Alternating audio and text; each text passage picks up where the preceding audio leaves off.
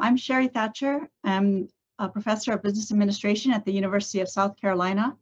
And like everyone else, I'm just thrilled to be here and be part of this conversation. So I'd like to talk about belonging by accepting uniqueness, and doing that by talking about team diversity. There's been a lot of research on team diversity and a lot that is focused on surface level characteristics such as gender, age, race, or some combination of those factors. And we know that there are performance and creativity implications. And unfortunately, the majority of the research has shown that there's negative effects for performance and creativity because there happens to be a lot of conflict in these types of teams. There's misunderstandings and frustration. However, some research has also shown that there's diverse teams can perform very positively and have high levels of creativity, especially those that engage in information elaboration or information sharing. So they're able to harness the benefits of that diversity. So what's the difference? Why do we have some teams that succeed and some teams that don't do very well? And I'm very interested in this question because of my personal experiences. I grew up white on the island of Kauai, in the state of Hawaii. And there were very few white people where I grew up. And there was a lot of discrimination and bullying against white kids.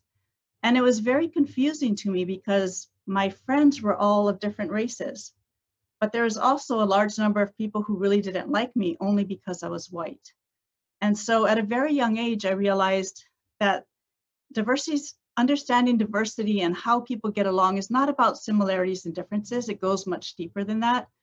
And it's about the willingness to see and understand one another for who they are.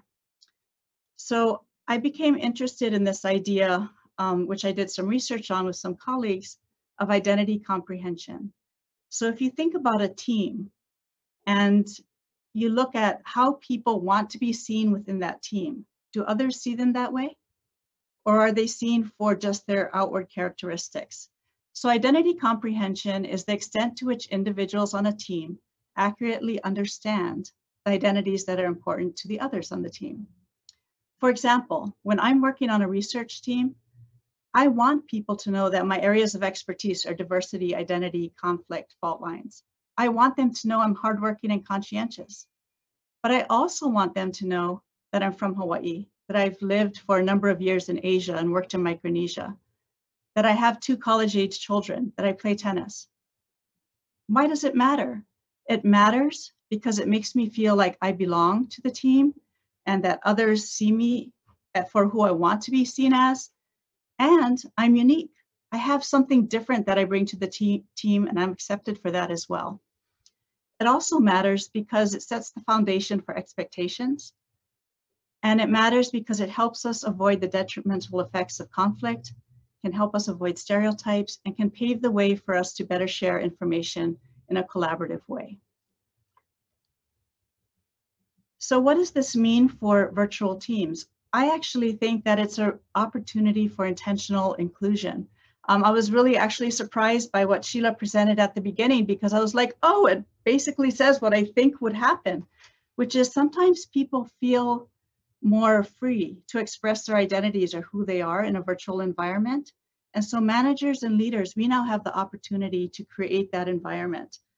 We can ask people to share small pieces of their identity that over time fosters the sense of belonging. So I thank you again for this opportunity to share my research, and I really look forward to hearing what others have to say and the conversations that we're going to have after this. Thank you.